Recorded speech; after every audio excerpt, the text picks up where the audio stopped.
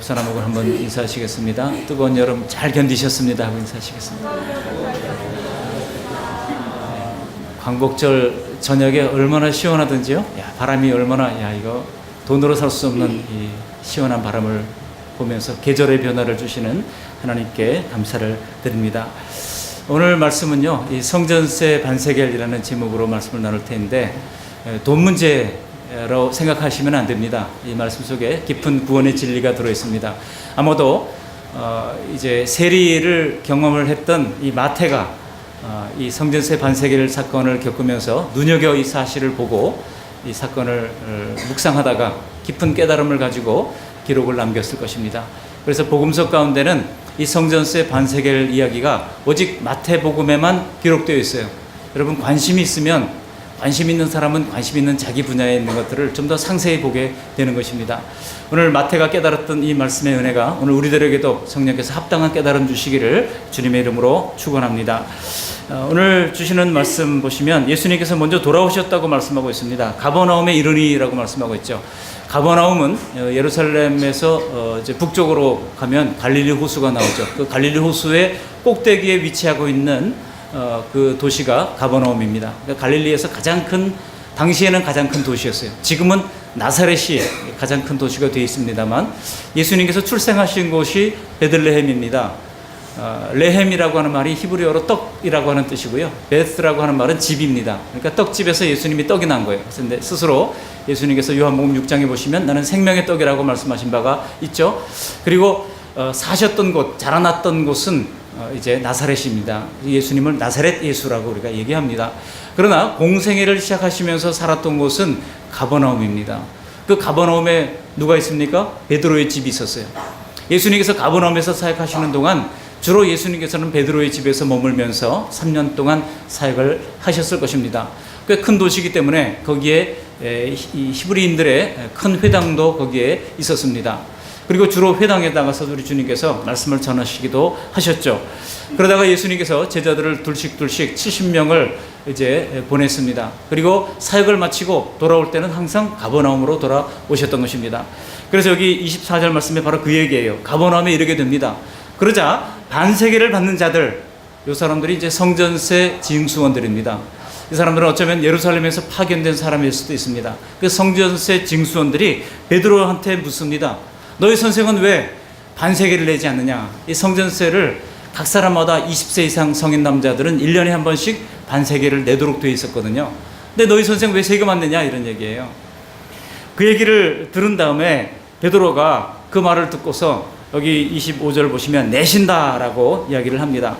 여러분, 이 성전세 반세겔, 이 성전세는요, 이렇게 반세겔씩 걷어가지고 이제 이 성전의 유지 보수를 위해서 쓰도록 되어 있었습니다.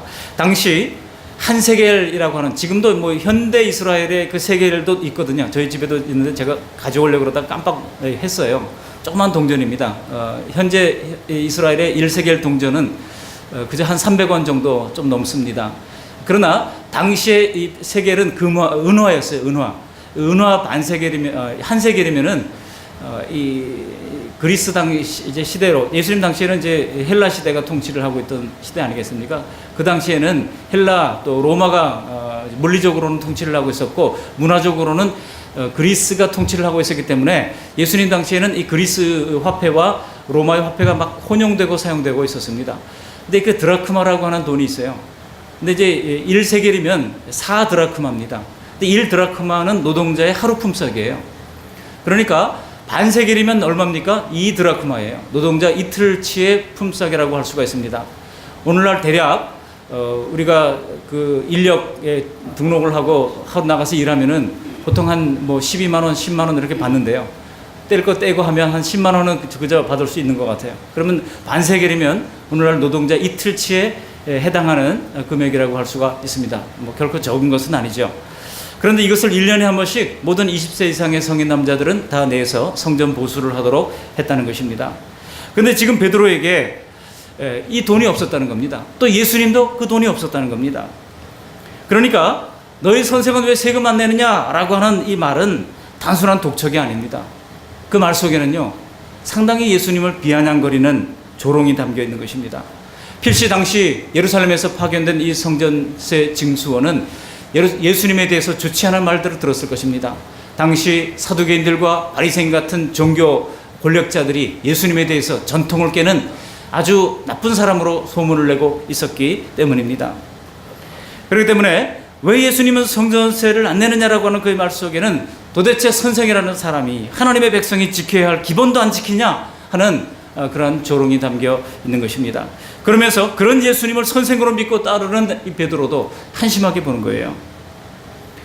그래서 예수님을 따라다니더니 그래 소중에 돈 반세겔이 없어가지고 성전세를 못 내느냐라고 하는 것입니다. 여러분, 이 말을 들은 베드로가 자존심이 무척 상했을 겁니다. 그 다음에 베드로가 뭐라고 그래요? 25절 말씀 같이 한번 읽어보실까요? 25절 이르되 내신다 하고 집에 들어가니 예수께서 먼저 이르시되 시몬아 내 생각은 어떠하냐? 세상 임금들이 누구에게 관세와 국세를 받느냐? 자기 아들에게냐 타인에게냐? 베드로가 뭐라고 그랬어요? 내신다 그랬어요.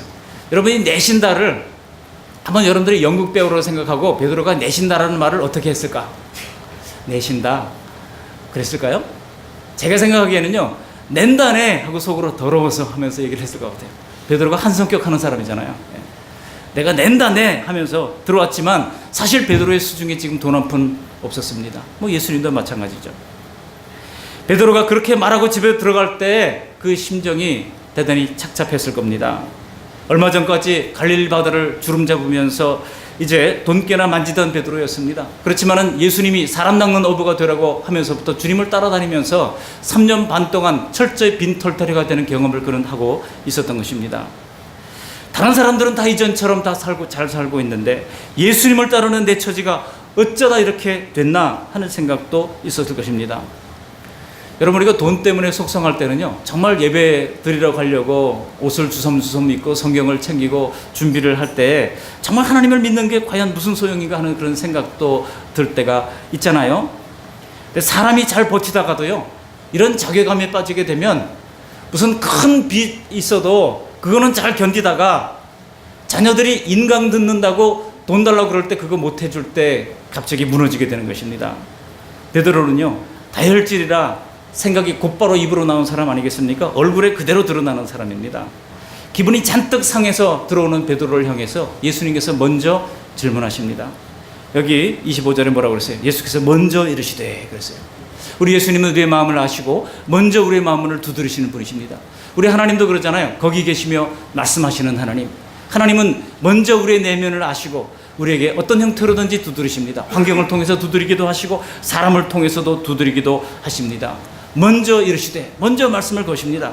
그러면서 뭐라고 물어요? 생각을 질문합니다. 내 생각은 어떠냐라고 질문해요. 그러면서 하시는 말씀이 세상 임금들이 누구에게서 관세와 국세를 받느냐? 자기 아들에게서냐 타인에게서냐라고 질문합니다.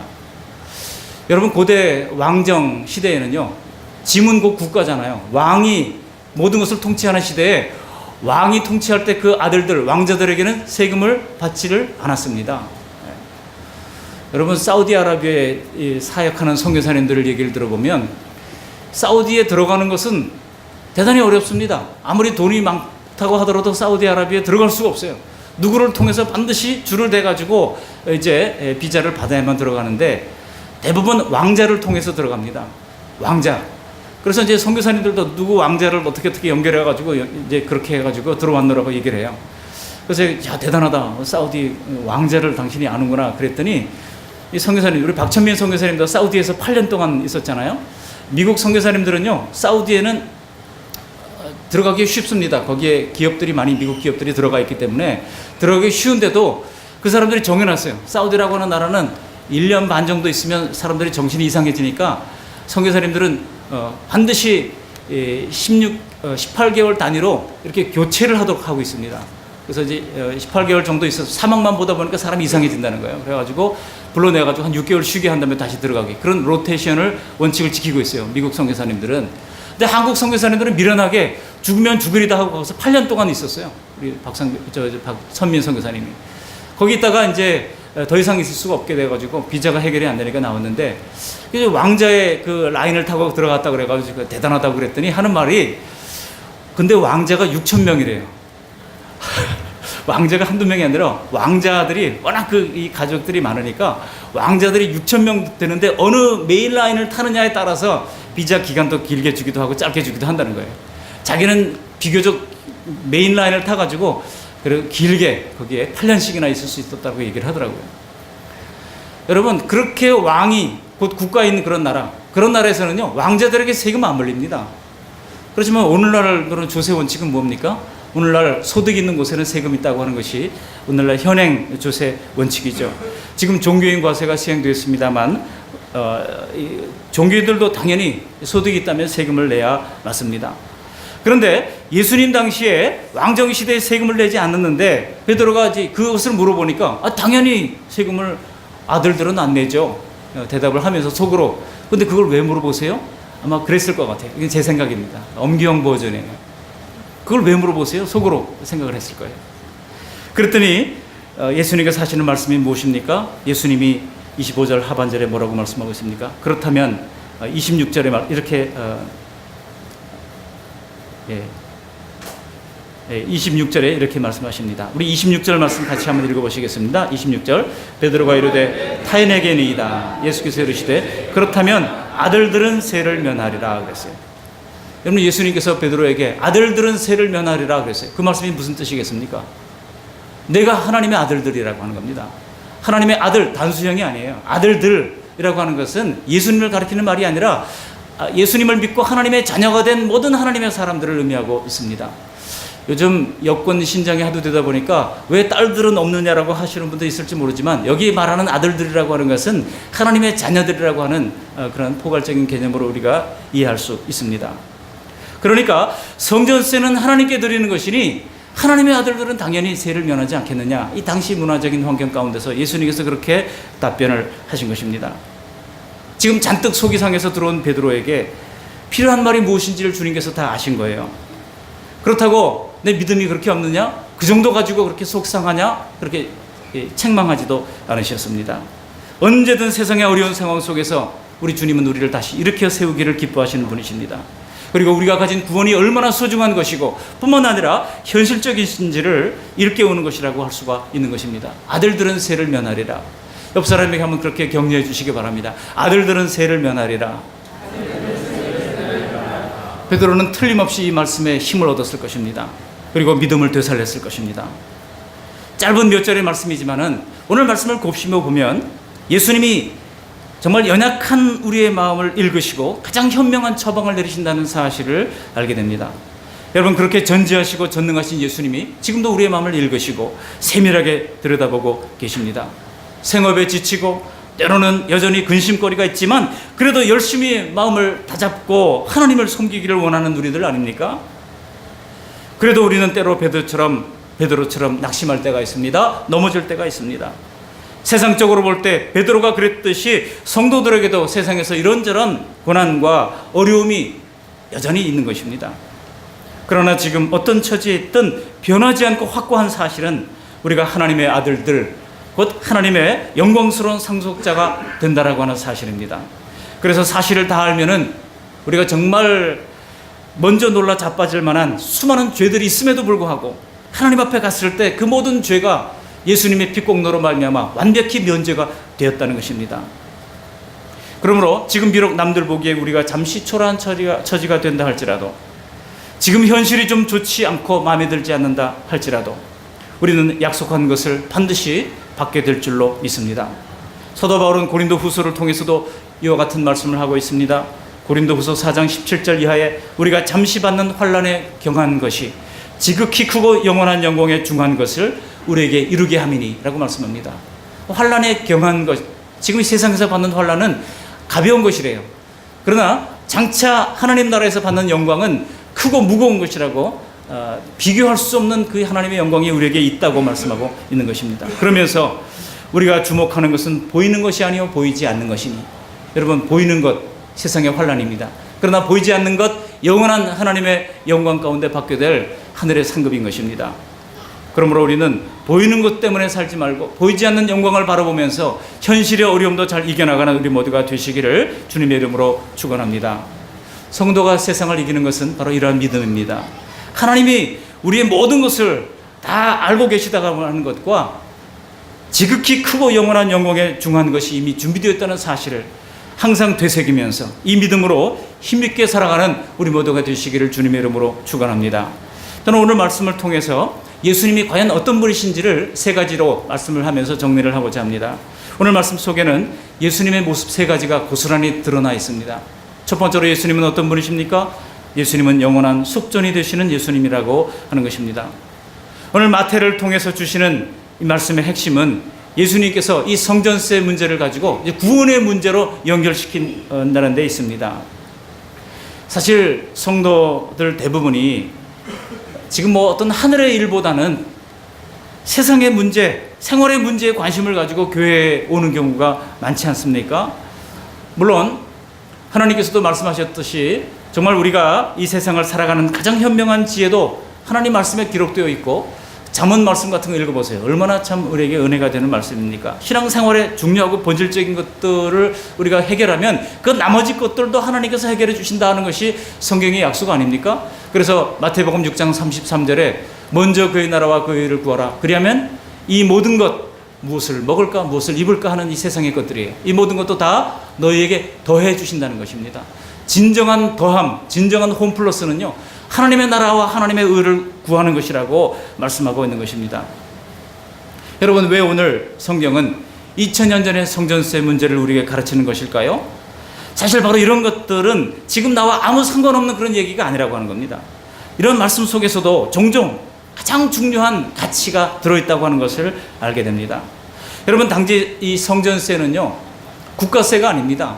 그냥 성전 관리하기 위해서 내는 종교세, 일종의 헌금에 해당하는 그런 세금이라고 할 수가 있습니다. 근데 여러분, 구약 성경에는 앞으로 장차 나타날 일들을 많이 상징적으로 묘사하고 있는 그런 내용들이 많습니다. 장차 나타날 일들을 설명하기 위한 그런 내용들을 이미 구약에 기록해 놓은 것이 많습니다. 이런 것을 신학적으로 예표라고 하기도 하고 모형이라고 하기도 합니다. 모형이 있으면 반드시 뭐가 있습니까? 원형이 있어요. 이 구약 성경에는 수많은 모형들이 있습니다. 예수님께서도 직접 하신 말씀이 요한복음 5장 39절에 보면 이 성경이 곧 내게 대하여 증언하는 것이라고 말씀하셨어요. 내게 대하여. 이 성경은 무엇입니까? 예수님 당시에 이 성경은 구약 성경밖에 없었거든요. 구약 성경이 예수님에 관하여 증언하는 것이라고 말씀하고 있습니다. 그래서 구약 성경에 나오는 수많은 예수님의 모형이 등장합니다. 구약 성경에는 예를 들어 성전, 나중에 또 뭐 그 전에 있었던 성막, 그리고 때로는 어떤 유월절 어린 양, 그리고 대제사장, 때로는 인물들도 포함되죠. 뭐 다윗이라든지 엘리야라든지 모세라든지 이런 인물들이 다 장차 나타날 원형 되신 예수님을 우리에게 설명해주고 보여주는 그림자가 된다라고 하는 것입니다. 근데 그 가운데 중요한 모형 가운데 하나가 바로 이 속전이라고 하는 것이 있습니다. 구약 이스라엘의 역사와 사건과 인물들을 통해서 더 오실 메시아를 더 잘 이해할 수 있도록 상세히 설명해 주는 것, 이것을 바로 예표 혹은 모형이라고 하는 것입니다. 그 중에 이 속전 이야기가 처음으로 나오는 것이 출애굽기 30장 11절 이하부터 등장하고 있습니다. 거기 보시면 하나님이 이스라엘을 애굽에서 구원해 내십니다. 그리고 자신이 이스라엘 백성들과 더 가까이 거하기 위하여 성막을 세우라고 하십니다. 여러분, 그래서 여러분 출애굽기를 보시면은요, 전체 40장 가운데 거의 뭐 절반 부분이 성막을 세우라고 하는 명령과 성막을 세우라고 하는 명령 그대로 성막을 세웠다라고 하는 내용이 거의 절반을 차지하고 있지 않습니까? 그리고 하나님의 백성으로 인구조사를 하십니다. 그리고 인구조사가 된 사람은 이 속전을 반드시 내라고 말씀하고 있는 것이죠. 그래서 출애굽기 30장 12절을 보시면 조사받은 각 사람은 성소의 세겔로, 성소의 세겔이라고 하는 것은 일반 시장에서 통용되는 세겔보다 조금 더 가치가 있고 무게도 더 무거운 것이 성소 세겔입니다. 이 성소의 세겔로 반 세겔을 낼지니, 출애굽기 30장 15절을 보시면 너의 생명을 대속하기 위하여 드리라고 말씀하고 있습니다. 생명을 대속하는 속전이라고 하는 거예요. 드릴 때 부자라고 더 내지 말고 가난한 자라고 덜 내지 말라고 말씀하고 있습니다. 이 속전은 한마디로 생명을 대속하기 위하여 하나님께 드리는 거라고 말씀하고 있습니다. 그러므로 누구나 똑같이 이 반세계를 1년에 한 번씩 내야 했다는 것입니다. 돈이 많다고 더 내서도 안 됩니다. 이 반세계는 하나님께 드리지만 그 용도를 딱 지정해 놓았어요.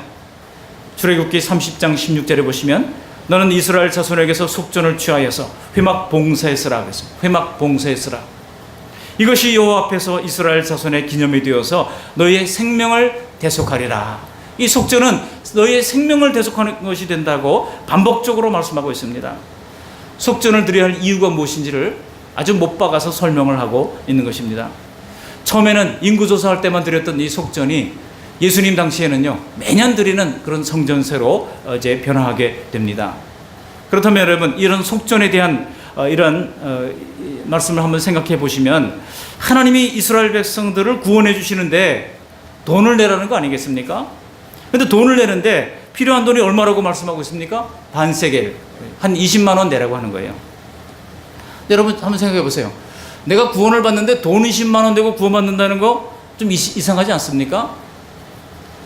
지은 죄가 많으니 차라리 재산을 바치고 구원을 받으라 그러면 오히려 그게 더 자연스러울 수도 있어요. 근데 돈은 10만 원 되고 구원을 받는다? 이게 뭔가 좀 이상합니다. 구원에 대한 속전의 값으로는 턱없이 작은 금액이라고 할 수가 있습니다. 그렇다면 여러분, 이것이 무슨 의미가 있습니까? 사실 이 반세겔이 구원을 위한 실제 금액이 아니라고 하는 것입니다. 또한 더 많이 내지도 말라고 하는 것은 구원은 결코 큰 돈을 들여서 얻을 수 있는 것이 아니라고 말씀하고 있는 것입니다. 그러니까 이 반세겔은 구원의 값이라고 할 수 있는데, 이 구원의 값은 이미 예수님께서 지불을 해 놓으셨다고 말씀하고 있는 것입니다. 그러니 너희가 그것을 기념하기 위하여 반세겔을 공평하게 1년에 한 번씩 내면서 주님께서 이미 지불하신 그 속전을 기념하라고 말씀하고 있는 것입니다. 그러니까 이 반세겔은 결코 구원의 요금이 아닙니다. 우리가 구원받을 수 있는 것을 상징하는 것인데, 바로 예수님께서 속전이 되신 것을 상징적으로 말씀하고 있는 것이라고 하는 사실입니다. 이것이 과연 그럴까요? 그렇습니다. 이 속전이 바로 예수님을 상징하는 것이라고 하는 사실을 신약 성경에 기록을 해놨어요. 어디에 있습니까? 디모데전서 2장 6절 말씀을 한번 중요하니까 찾아보겠습니다. 신약 성경 338쪽입니다.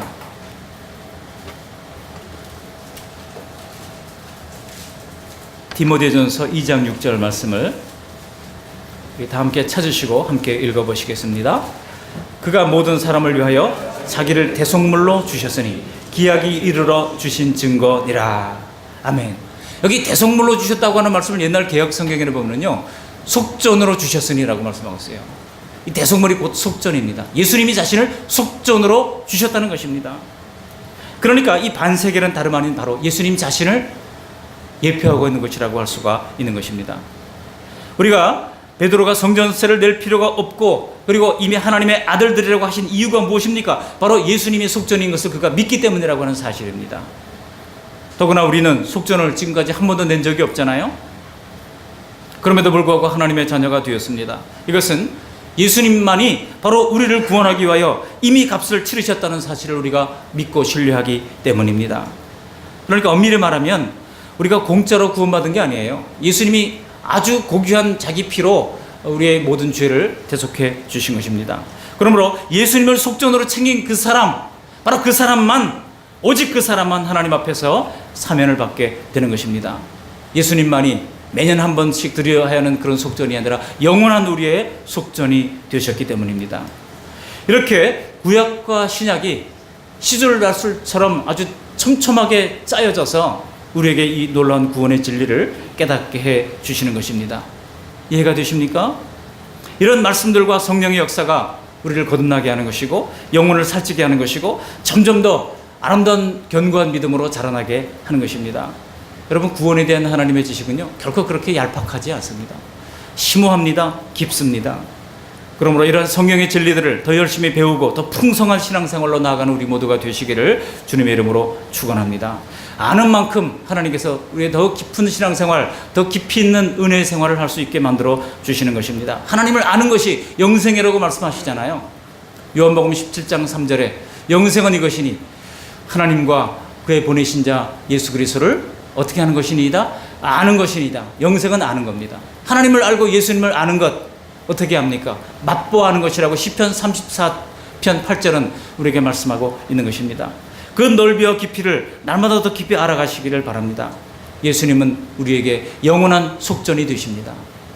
두 번째로 예수님은 어떤 예수님이십니까? 오늘 본문에서 드러나는 예수님의 모습은요, 두 번째로 약한 자를 실족지 않게 하시는 예수님이에요. 어떤 예수님이시라고요? 약한 자를 실족하지 않게 하시는 예수님입니다. 우리 27절 말씀 다시 한번 함께 읽어보시겠습니다. 27절. 그러나 우리가 그들이 실족하지 않게 하기 위하여 내가 바다에 가서 낚시를 던져 먼저 오르는 고기를 가져 입을 열면 돈 한 세개를 얻을 것이니 가져다가 나와 너를 위하여 주라 하시니라.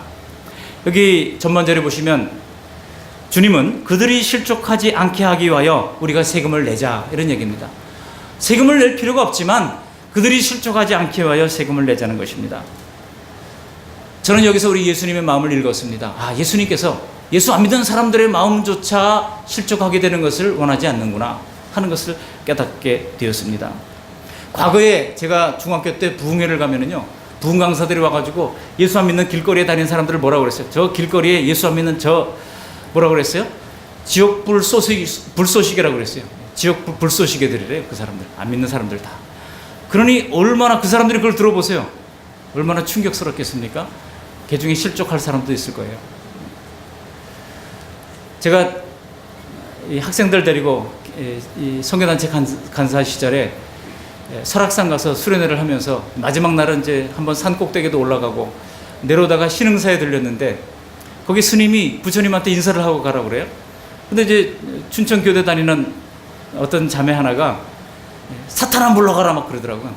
저도 깜짝 놀랐어요. 그래서 전 놀래가지고 야 그렇게 하지 말아라. 왜 그렇게 얘기를 하냐 그랬는데 그대로 와서 막 활발한 토론이 벌어졌었습니다. 여러분 그 사람들이 사탄이 아니에요. 불쌍한 영혼들이죠. 우리가 관심을 가지고 사랑을 베풀어야 할 영혼들이지 그 사람을 사탄아 물러가라 그러면 어떻게 되겠습니까? 우리 주님은 안 믿는 사람이라 할지라도 설령 그 사람이 이슬람이라고 할지라도 주님께서는 그들을 실족하게 하는 것을 원하지 않습니다. 그들이 비록 예수님을 안 믿는다고 하면 우리가 긍휼한 마음을 품고 다가가야 하는 것입니다. 여러분 이슬람권에 있는 선교사님들이 다 그런 마음을 가지고 들어가서 사역하는 것 아니겠습니까? 제가 선교사님들 보니까요, 우리가 뭐 인도네시아, 말레이시아 산골짜기 산지속 이런 곳에 가서 사역하는 선교사님들 가끔 우리 방문하면은요, 우리 한국 사람들은 꼭 그런 얘기를 해요. 여기 보니까 수준이 우리나라 60년대, 70년대 수준이라고 막 좀 별로 그렇게 탐탁치 않게 막 얘기를 해요. 근데 그런 말들에 누가 제일 마음 상하는지 아십니까? 선교사님들이 마음을 사랑해요. 마음이 상해요. 내가 이런 사람들을 위해서 내가 사랑하기 때문에 왔는데 이런 사람들을 무시하는구나 이 사람들이. 그러면서 감히 몹시 상해하는 것을 봤습니다. 여러분 주님께서는요 누구든지 실족하게 되기를 원하지 않습니다. 그래서 비록 이 성전세 징수원이라 할지라도 예수님을 알지 못하고 오해하고 있는 이 사람이라 할지라도 그 사람을 실족하게 하는 것이 주님의 뜻이 아니라고 하는 것입니다. 그렇다면 우리가 어떻게 살아야 되겠습니까? 우리도 예수님과 마찬가지로 우리 주변에 있는 복음을 닫은 사람, 그 사람 마음에 어떤 빗장이 있는 그 사람의 마음을 어떻게 우리가 풀 수가 있겠습니까? 결코 그들에게 사탄아 물러가라 해서는 그들의 마음의 빗장을 열 수가 없는 것입니다.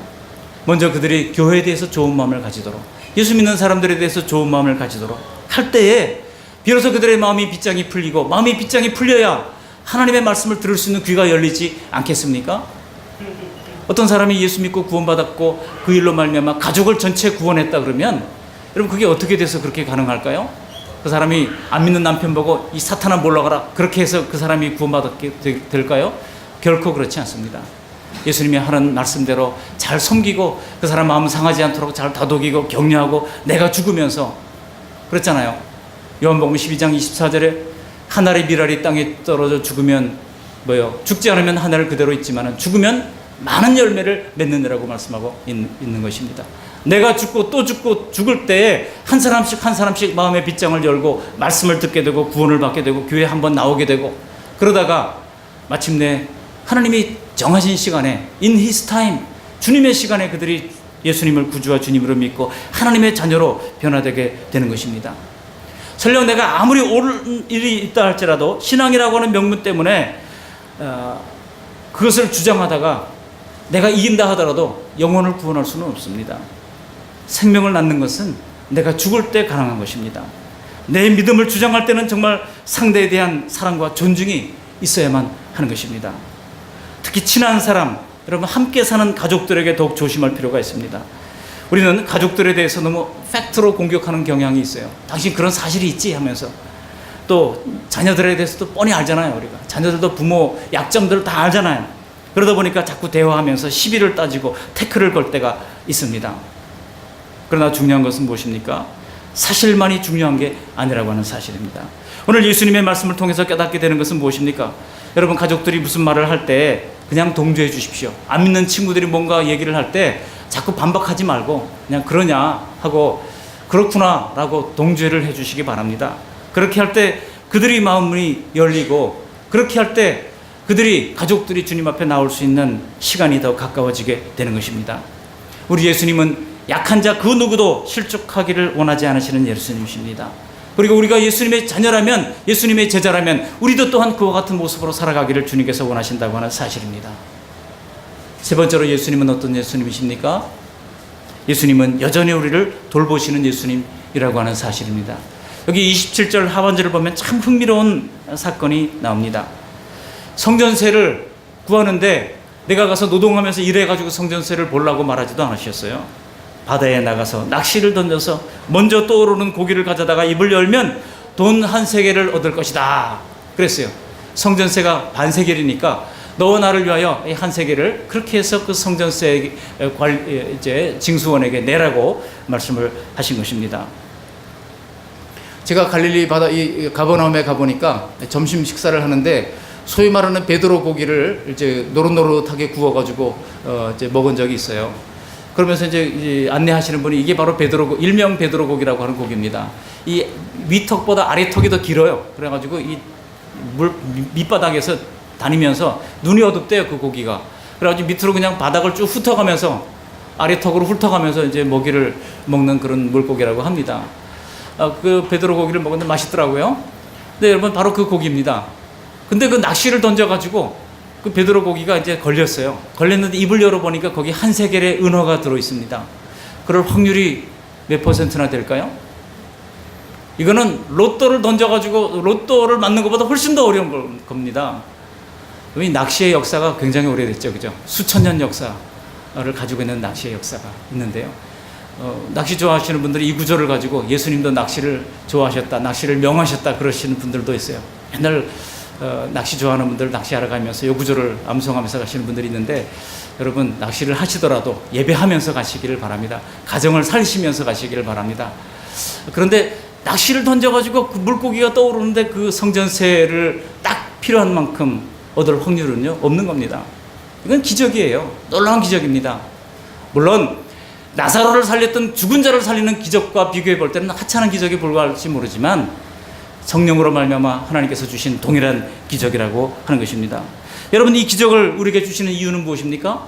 주님께서는 우리의 모든 필요를 채우시는 분이라고 하는 사실을 깨닫게 해주시는 거예요. 하나님께서는 우리의 욕심을 채우시는 분이 아니십니다. 단 뭐를 채우신다고요? 필요를 채우시는 하나님이셔요. 저는 이 말씀을 준비하면서 7년 이제 그 말씀 교회가 다 되어 가는데 7년 동안 하나님께서 그 말씀 교회와 동행해 오신 것을 생각하면서 감사를 했습니다. 순간순간 어려운 고비들이 왜 없었겠습니까? 그러나 그때마다 하나님께서 정말 낚시를 던져서 기적 같은 이런 이 한 세계를 주시는 그런 순간들을 통해서 고비고비 넘어갈 수가 있었습니다. 오늘도 예수님께서는 바로 우리에게 그 모든 필요한 것들을 채워주시는 것입니다. 지금 예수님을 따라다니다가 주머니에 돈 한 푼 없는 이 베드로를 하나님께서 걱정하지 말아라, 내가 다 채우신다, 주님께서 약속해 주시는 것입니다. 예수님께서 70명의 제자들을 보내신 다음에 돌아온 제자들에게 주님께서 질문하는 장면이 나옵니다. 누가복음 22장 35절에 보시면 제자들에게 주님께서 뭐라고 질문하는지 아십니까? 너희가 그렇게 전도하러 다닐 때 부족한 것이 있더냐? 라고 질문하십니다. 근데 제자들이 답변을 뭐라고 그래요? 없었나이다 그래요. 없었나이다. 이 없었나이다의 은혜, 여러분, 아무것도 전대도 가져가지 말라고 그랬어요. 신발도 2켤레 가져가지 말라고 그랬어요. 그냥 오늘날로 말하면 전도지하고 전도 물품만 들고 나가서 전도하라고 그랬습니다.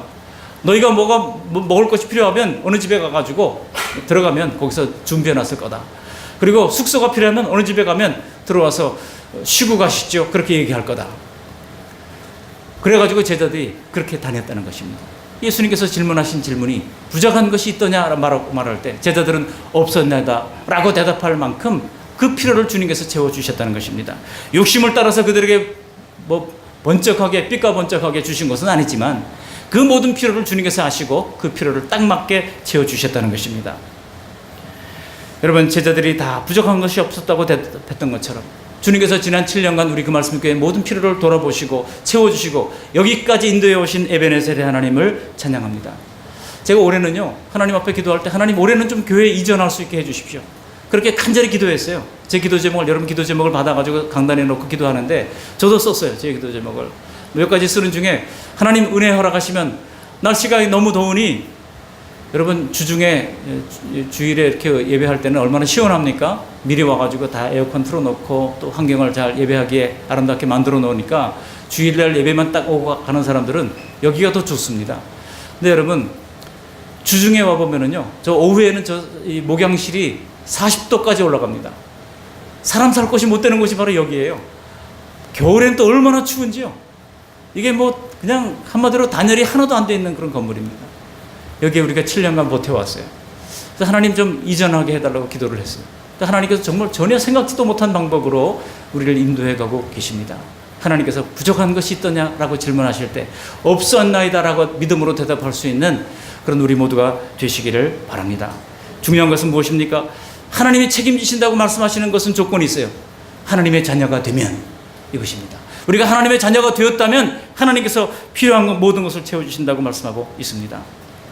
우리가 모든 것을 채우는 것은 내 힘만으로 살아가는 것이 아닙니다. 하나님이 계획하시고 준비하시고 우리를 이끌고 가시는 것입니다. 고기 잡는 일은 이전에도 베드로가 잘했던 것이죠. 그래서 낚시 던지는 일도 아마 베드로가 물때가 좋은 곳을 찾아가지고 고기가 걸릴 만한 곳으로 낚시를 던졌을 것입니다. 그러나 동전을 품고 있는 그 물고기가 떠오르게 하시는 것은 하나님이 하시는 일입니다. 그렇기 때문에 우리가 이런 하나님의 인도를 믿는다고 하면 지금까지 이렇게 인도해 오셨고 앞으로도 인도해 주실 것입니다. 바로 이것이 지금 얼마나 어렵습니까? 우리나라가 3절벽 시대라고 얘기하잖아요. 3절벽 시대. 고용절벽, 뭐예요? 고용절벽, 또 인구절벽, 소비절벽, 이런 가운데 정말 모든 것이 꽉꽉 닫혀 있는 것 같고, 무슨 공기업에서 무슨 보면은 다들 뭐 100대 1이 넘고 말이죠. 공무원 시험 보는데 사람들이 그냥 엄청나게 몰리고, 뭐 700명 뽑는데 뭐 2만 5천 명이 몰렸다고 하는 얘기를 들으면서 깜짝깜짝 놀라게 됩니다. 그러나 그런 가운데서도 하나님의 자녀이기 때문에 주님께서 우리 모든 필요를 채워주시고 예배해 주셨음을 신뢰하면서 아무 염려 없이 주님만을 붙잡고 일상생활을 잘 살아가는 우리 모두가 되시기를 주님의 이름으로 축원합니다. 아멘. 고맙고 감사하신 하나님 아버지, 오늘 무엇보다 우리의 속전으로 자신을 내어주신 예수님을 인하여 감사를 드립니다. 주님은 그렇게 우리에게 영원한 내세의 복을 주셨을 뿐만 아니라 지금 현재를 살아가는 우리들도 돌보시고 인도하고 계심을 감사를 드립니다. 하나님 아버지, 때때로 생활의 염려와 앞날의 두려움이 엄습할 때에 물고기 입에 동전을 물려놓으신 예수님을 기억하면서 이겨나갈 수 있도록 은혜를 베풀어 주십시고, 약한 자를 실족하게 하지 않게 하는 것이 주님의 뜻임을 깨달아서 우리의 언행과 우리의 이제 삶 가운데서 사랑과 너그러움을 잃지 아니하도록 은혜를 베풀어 주셔서 주께서 나를 통해서 반드시 구원할 영혼들을 구원하는 역사가 일어나도록 하나님 은혜를 베풀어 주시옵소서. 항상 믿음으로 살며 기도하며 이러한 확신을 가지고 굳건한 믿음으로 걸어가며 주님의 인도를 따라가는 복된 믿음의 삶을 살아갈 수 있도록 은총 더하여 주시옵소서. 예수님 거룩하신 이름으로 감사하며 기도합니다. 아멘.